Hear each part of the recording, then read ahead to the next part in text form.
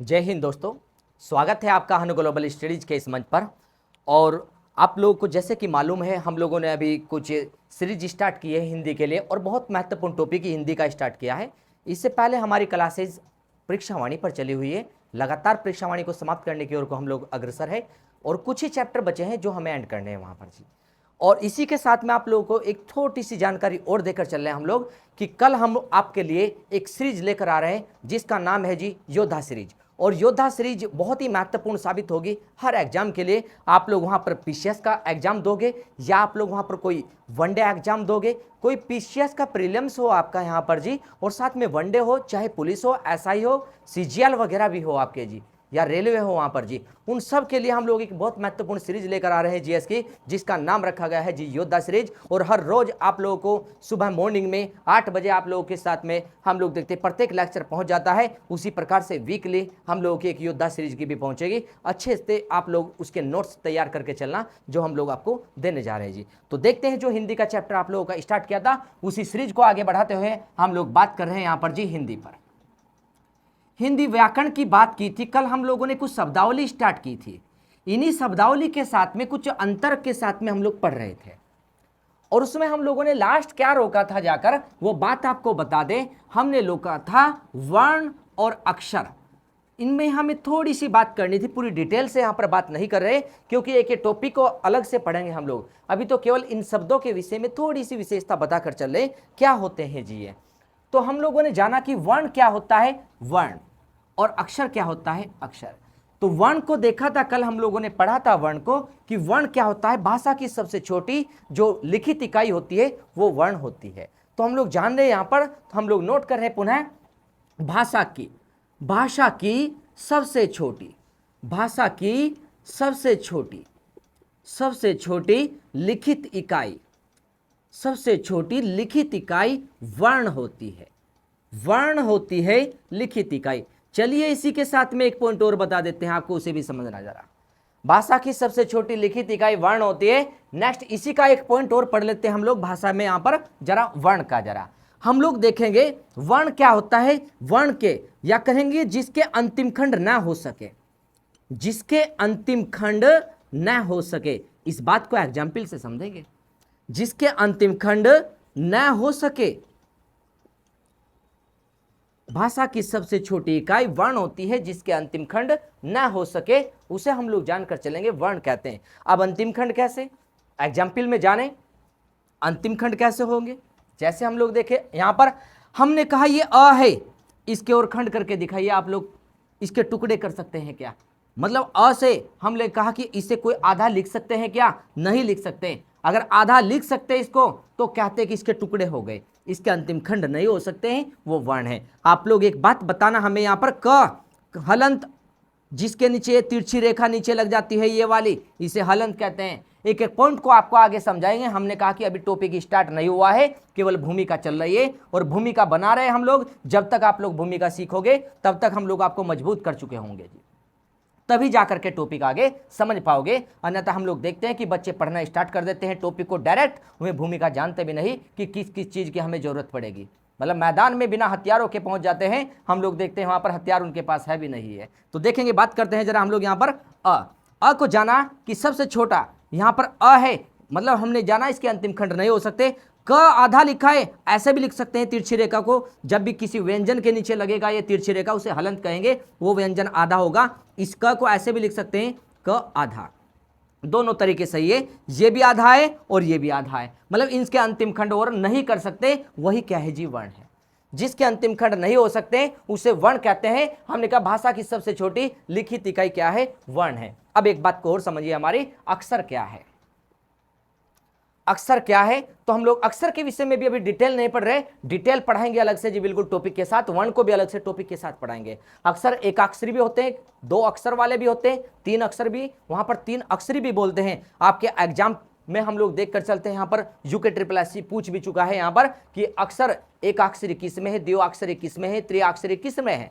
ये सारी बातें हम लोग करेंगे, लेकिन अभी केवल मेनली शब्द का अर्थ समझ लो, बस अंतर समझ लो, फिर बात आगे करेंगे। आइए जरा, अक्षर क्या है, तो हम लोग कहेंगे अक्षर एक श्वास या एक झटके में, हमने कहा एक श्वास में एक झटके में बोले जाने वाले वर्ण को अक्षर कहते हैं। एक श्वास के साथ झटके में बोले जाने वाले को, जैसे हमने कहा का, हमने कहा की, हमने कहा री, एक श्वास में एक झटके में बीच में कोई विराम नहीं आ रहा है, उसे कहते हैं जी अक्षर। तो बात को हम लोग लिखने जा रहे हैं, अक्षर को क्या परिभाषा में लिखोगे, हम लोग कहेंगे एक श्वास, एग्जाम्पल से समझना हमारी बातों को, एक श्वास में, या हम लोग कहेंगे एक श्वास में झटके के साथ बोले जाने वाला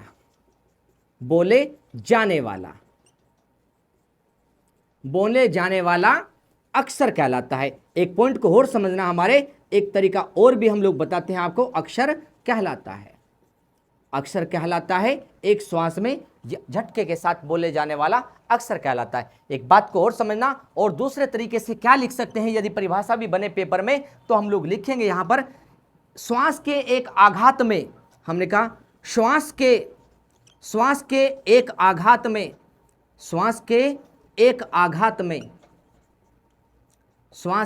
आघात में बोले जाने वाला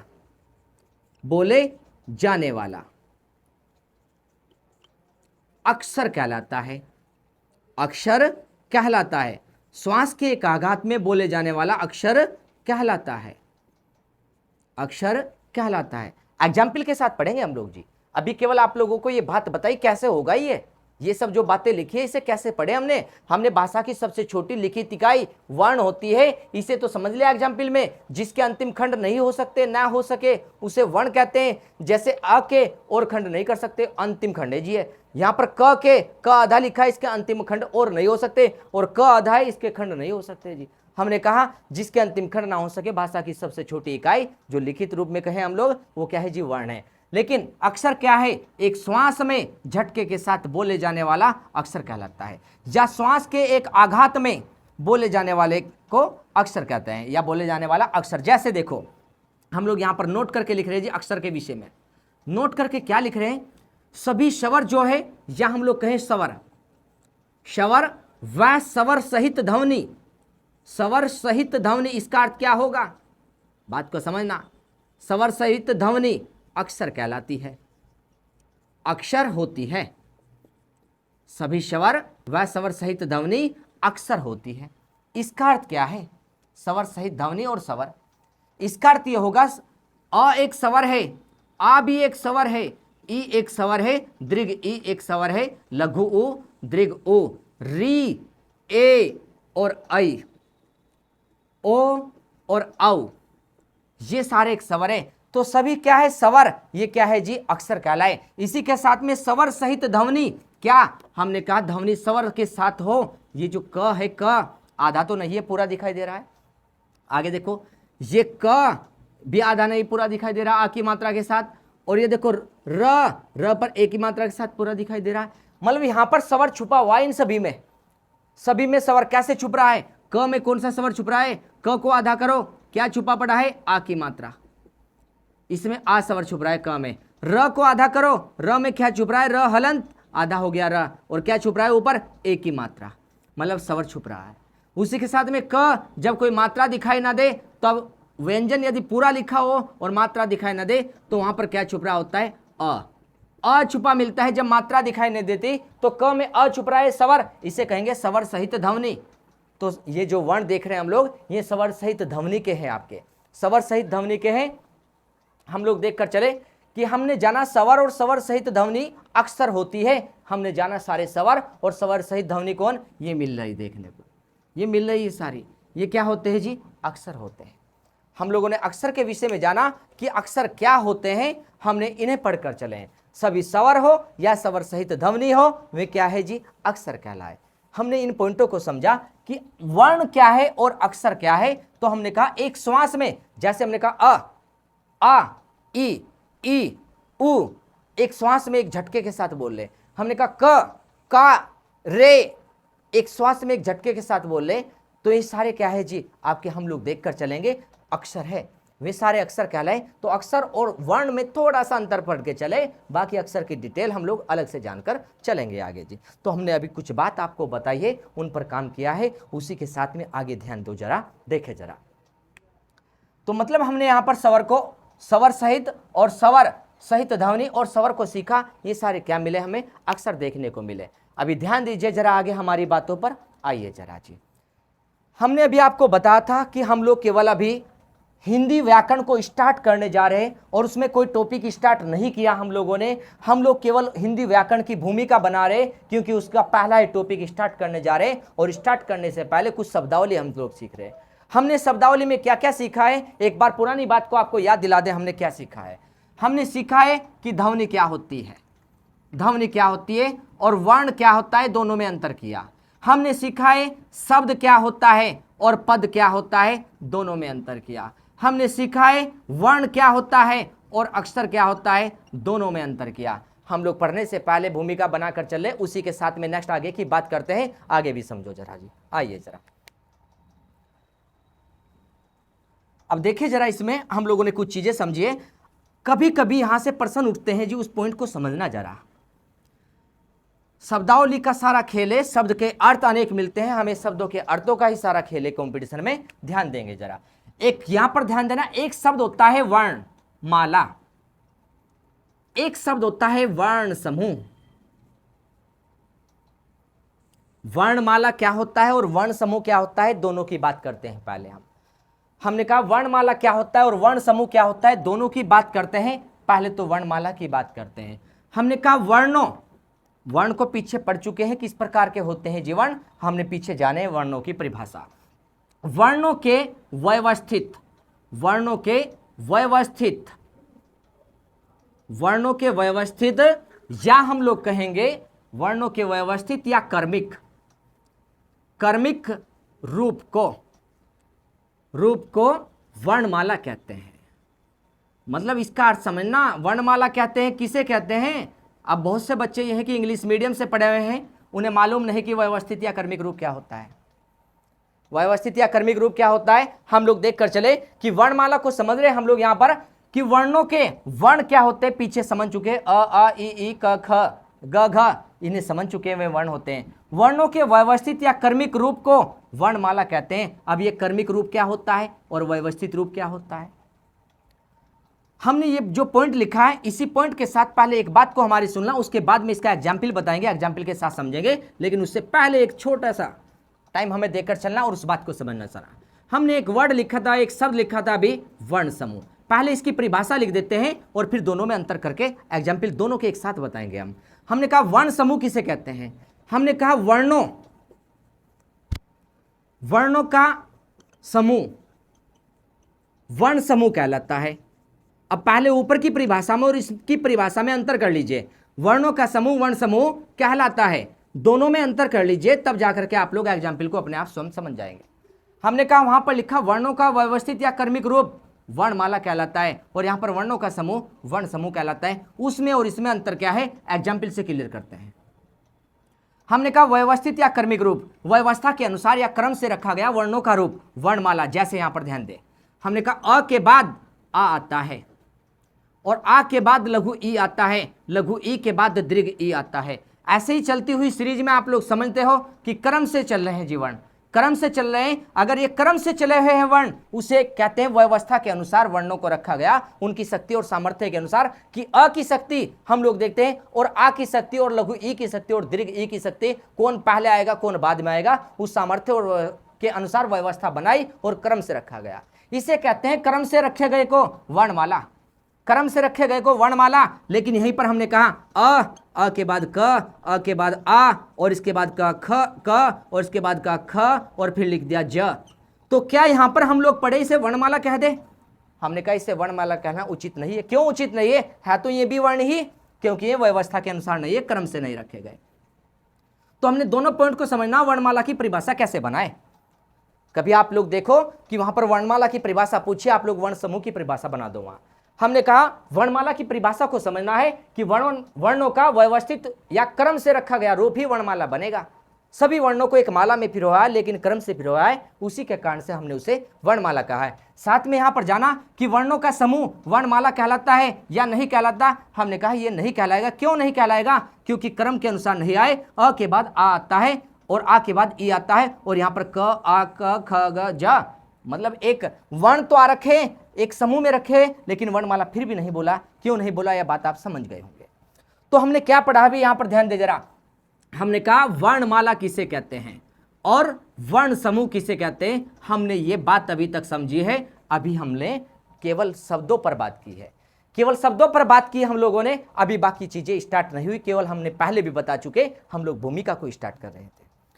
आपको एक बात बताएं, हम लोग कोई भी एग्जाम हो आपका, छोटे से लेकर के बड़े एग्जाम तक, आपका चाहे पीसीएस का एग्जाम हो, वहां पर भी हम लोग देखते हैं कि मेंस में हिंदी आती है। चाहे आप लोगों का यहां पर देख कर चले एसआई का एग्जाम हो, कोई भी एग्जाम है जहां पर हिंदी रखी गई है, आप लोग पिछले पेपर को उठाना और एक बार चेक करना कि कहीं पर कमी तो नहीं आ रही है। हमने कहा कि चेक करने का तरीका क्या है, चेक करने का तरीका यह है, आप लोग पेपर को मिलान करना क्लास के साथ में। अगर पेपर मिलान हो रहा है क्लास के साथ में, तो समझ लेना कि हम लोग जो काम कर रहे हैं बिल्कुल पेपर के अकॉर्डिंग कर रहे हैं। अनावश्यक पढ़ने से हम लोग कहते हैं आप लोग 24-24 घंटे भी पढ़ाई कर लो, नंबर नहीं निकलते। नंबर निकलते हैं अच्छे कंटेंट से और सही रूपरेखा में पढ़ने से। ज़्यादा मैटर हमारे पास नहीं होना चाहिए, इतना होना चाहिए जो पेपर के साथ में पर्याप्त हो और पेपर वाले की डिमांड के अनुसार हो, उसके अनुसार चलेगा, तब जाकर के पेपर निकलता है। तो हम लोग यहाँ पर बात कर रहे हैं पॉइंट टू पॉइंट सीखने के लिए, और यही काम करेगा आपको आगे बढ़ाने के लिए वहाँ पर, तब जाकर के टॉपिक क्लियर होगा। देखिए जरा आगे बात करते हैं, टॉपिक को स्टार्ट करते हैं वर्ण में हम। आइए जरा, तो यहां तक की बातें हम लोगों ने सीख ली है, इसी के साथ में आगे देखें। जहां पर भी आपको कोई प्रॉब्लम लगे, आप लोग कमेंट सेशन में छोड़ देना कि यहां पर कुछ दिक्कत थी, आपको कुछ पूछना था, जैसे भी आपको मालूम हो जाएगा, या नेक्स्ट क्लास में हम लोग आपको बताकर चलेंगे। देखिए जरा, अब हमने कहा हिंदी में ध्वनियां या वर्ण कितने हैं। हिंदी में ध्वनियां, हिंदी में ध्वनियां या वर्ण कितने हैं, हमें यह बताकर चलना है। हिंदी में ध्वनियां या वर्णों की संख्या कितनी है। पॉइंट हम लोग देखें तो हम लोग कहेंगे कुल कितने हैं, हम लोग कहेंगे 52, 52। अगर संख्या पूछे हिंदी में कितने वर्ण या ध्वनियां हैं, हम लोग कहेंगे 52 वर्ण या ध्वनियां हैं। मतलब वर्णमाला में कितने वर्ण हैं, हम लोग कहेंगे 52 वर्ण पिरोए गए हैं उस माला में। उस माला में 52 वर्णों को पिरोया है, एक क्रम से पिरोया है, उसी की बात करें हिंदी में ध्वनियां या वर्ण, या कहेंगे वर्णमाला। वर्णमाला, वर्णमाला में कितने वर्ण हैं, कुल 52 वर्ण मिले यहां पर देखने को। इनका विभाजन करें कि 52 वर्ण कौन कौन से और कैसे कैसे। देखिए जरा, इन 52 वर्णों को अगर देखकर चले हम लोग, मुख्यतः 2 भाग में, केवल अभी मुख्यतः 2 भाग, अभी छोटी सी बात कर रहे हैं, केवल एक एक पॉइंट को डिटेल से हम लोग देखकर चलेंगे। जो पेपर के लिए आवश्यक है डिटेल वही जानेंगे, अनावश्यक डिटेल नहीं पड़ेगी जी। हमने कहा कुल वर्ण कितने हैं, 52 वर्ण, और 52 वर्णों को 2 भागों में विभाजित करें, और 2 भाग कौन से, एक स्वर और एक व्यंजन। धैर्य बनाकर रखना, बस क्लास जब एंड होगी तब आप लोग बताना कि कहीं पर कोई पर्सन आपका जो इंपॉर्टेंट था वो छूटा तो नहीं है। बस आप लोग चेक कर लेना एक बार, एक भी पर्सन बचकर नहीं जाएगा आप लोगों का क्लास खत्म होते होते। बस धैर्य बनाकर रखना, चीजें सारी आएंगी जी।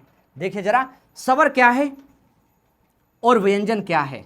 हमने कहा हिंदी में ध्वनियां या वर्ण या वर्णमाला, इन्हें 2 भागों में देखे, कुल कितने वर्ण थे, 52, और उनके 2 भाग किए, एक स्वर और एक व्यंजन।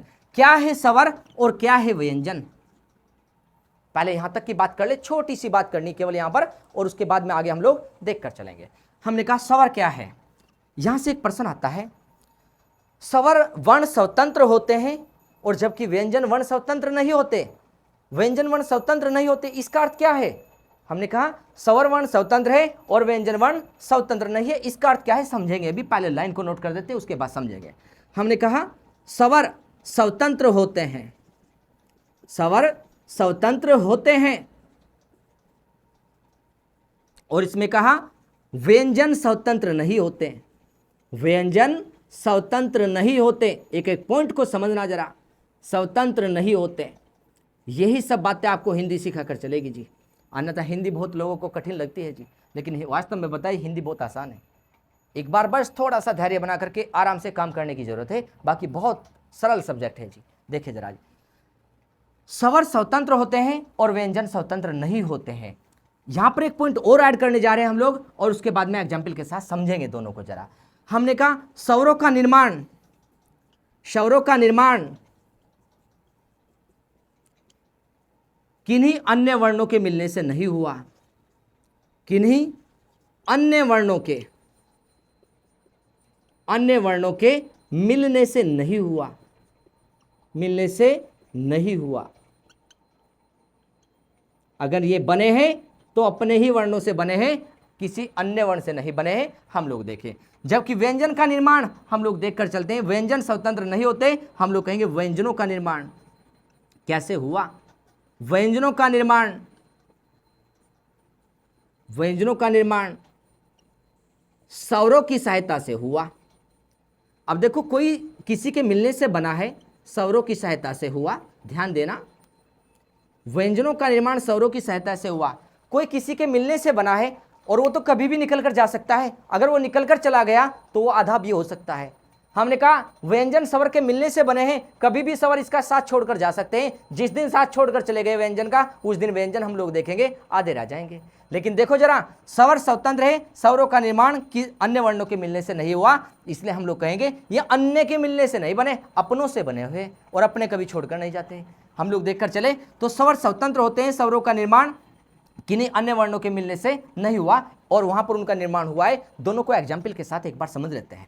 हमने कहा यह है स्वर, चलिए इधर हम लोग स्वर लिख देते हैं जरा, अ, आ, लघु ए, दीर्घ ए, यहां पर हमने कहा रे, ए, ऐ, ओ, औ, ये यहां पर स्वर है।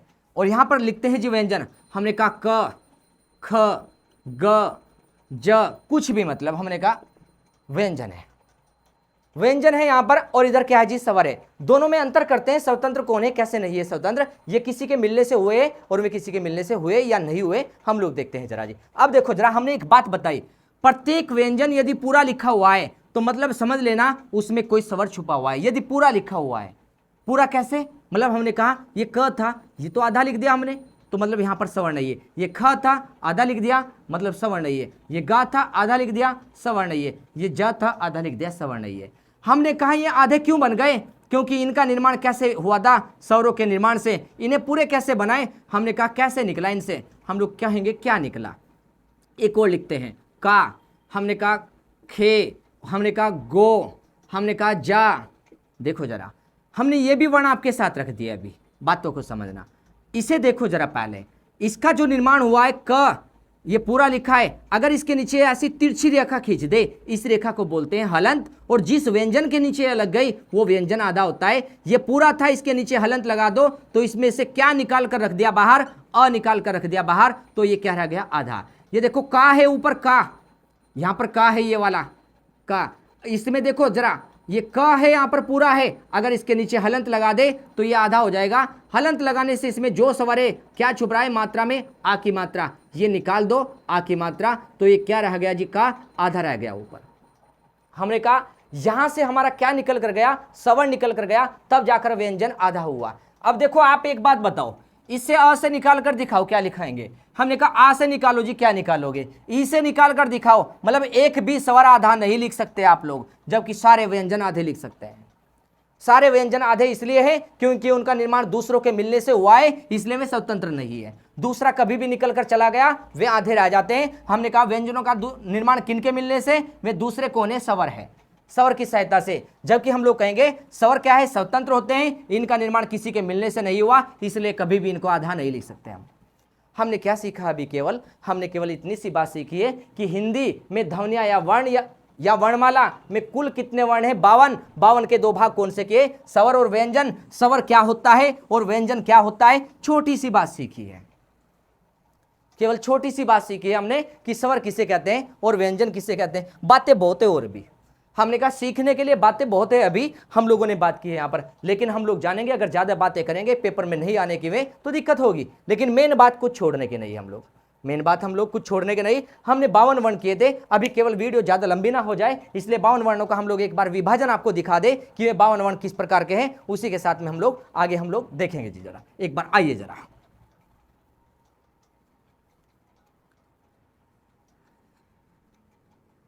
अभी हमारा टेक्निकल बंदा इशारा कर रहा है हमें कि वीडियो लंबी हो जाएगी, लेकिन फिर भी हम लोग विभाजन करेंगे 52 वर्णों का। आप लोग एडजस्ट करना चीज़ों को जरा थोड़ा, ठीक है, 2 या 3 मिनट लगेंगे बस।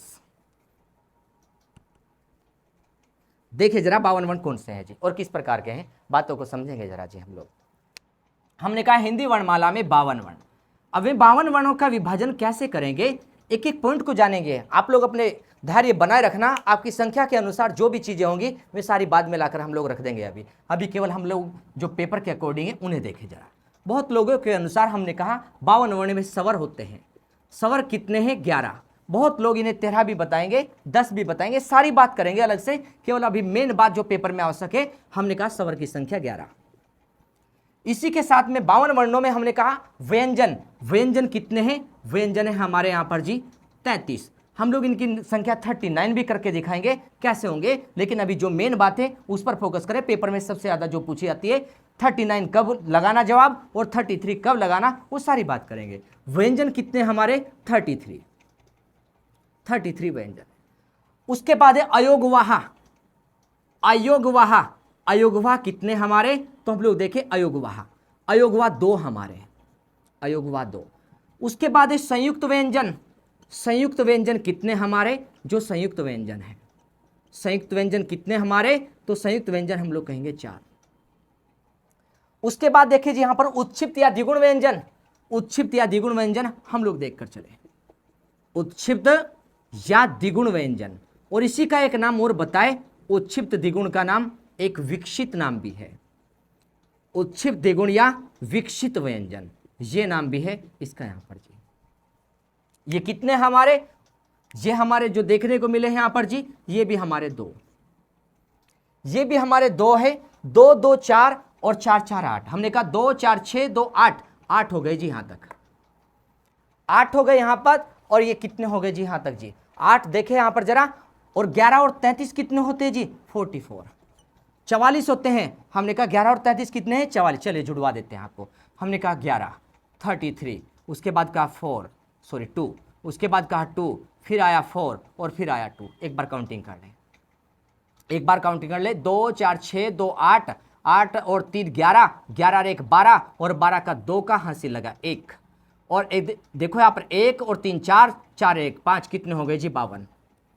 हमने 52 वर्णों का विभाजन करके आपको बताया है कि 52 वर्ण कौन कौन से होते हैं और कैसे होते हैं जी 52 वर्ण। अगर आपको यहीं पर दिखाएं हम लोग 52 वर्णों को, तो अयोगवा 2 कौन से? हमने कहा अनुस्वार और एक क्या है जी? विसर्ग। बात करेंगे डिटेल से इनकी हम लोग, जो आवश्यक है पेपर में, अनुस्वार और विसर्ग। संयुक्त 4 कौन से हैं? तो जाने जी संयुक्त 4 में नंबर 1 अक्षा, नंबर 2 त्र, नंबर 3 जय, नंबर 4 श्र, नंबर 4। ये है जी 4 हमारे संयुक्त व्यंजन। कौन किसके मिलने से बना है ये सारी बात आगे सीखेंगे। और 2 हमारे क्या है जी? उत्क्षिप्त या द्विगुण। और ये कौन से? ड और ढ। इन्हीं को एक नाम और देते हैं ताड़नजात, ताड़नजात वर्ण। इनका नाम ताड़नजात वर्ण भी है। हम लोग जानेंगे ड और ढ, जिनके नीचे ये जो बिंदु लगता है इसे ताड़नजात कहते हैं। इन्हें भी अलग से हम लोग पढ़ेंगे। हमने कहा स्वर कितने हैं? 11। अब वे 11 स्वर कौन से? हमने कहा 11 स्वर कौन से हैं? तो देखिए जरा, आ, लघु ए, दीर्घ ए, लघु ओ, दीर्घ ओ, री, ए, ऐ, ओ और औ। ये हमारे 11 स्वर है। ये जो हमारे व्यंजन मिलेंगे 33 व्यंजन, इन 33 का विभाजन करेंगे इस प्रकार से। इनमें क्या होगा? स्पर्श व्यंजन, स्पर्श व्यंजन होंगे इनमें। और स्पर्श के साथ में क्या होंगे? ऊष्म व्यंजन, ऊष्म व्यंजन। 33 को बांट रहे जी। इनमें 33 में स्पर्श व्यंजन, ऊष्म व्यंजन और क्या है जी? अंतस्थ। पहले अंतस्थ हम लोग देख लें और उसके बाद ऊष्म हम लोग देख लेंगे। अंतस्थ व्यंजन और साथ में ऊष्म व्यंजन, ये हम लोग जानकर चलेंगे, अंतस्थ और ऊष्म। स्पर्श कितने हमारे 33 में से? 25। 33 में से अंतस्थ कितने हमारे? 4। और 33 में से ऊष्म कितने हमारे? 4। ये कैसे कैसे होंगे नेक्स्ट क्लास में बात करने जा रहे हैं आप लोगों से हम लोग, कि कैसे कैसे होंगे इस 25 स्पर्श और कैसे होंगे 4 अंतस्थ और 4 ऊष्म कैसे होंगे। नेक्स्ट क्लास में आपसे बात करने जा रहे हैं हम लोग, इनकी डिटेल के साथ में बात करेंगे। लेकिन इन्हें पढ़ने से पहले हम लोग यहाँ पर क्या देखेंगे? हम लोग इन्हें पढ़ने से पहले स्वर की बात करेंगे। क्रम से हम लोग चलेंगे। जरा जी वीडियो ज़्यादा लंबी हो जाएगी, इसलिए हमें विराम लेना पड़ेगा। लेकिन आप लोग ध्यान देना जरा, जो पीछे की चीज़ें हैं आपकी, उन्हें रिवाइज करके तब आगे आप लोग इन्हें पढ़ करके फिर से रिवाइज करना। मतलब याद करने का तरीका क्या होना चाहिए हमारे पास कि चीज़ें हमें रोक के रखनी है। रोकनी कैसे है, ऐसा ना हो जाए कि आगे पढ़ते चले जाए और पीछे छोड़ते चले जाए। आप लोग को ज़्यादा से ज़्यादा रिवाइज पर फोकस करना है। आप लोगों ने जो चीज़ें परसों याद की थी, जो चीज़ें कल याद की थी, उसे आप लोगों ने परसों भी पढ़ा था और कल भी पढ़ा। दोनों दिन की चीज़ें आज भी तैयार करके आज इस मैटर को भी उसके साथ में समेटना है। चीज़ें देखना रुकनी स्टार्ट हो जाएगी।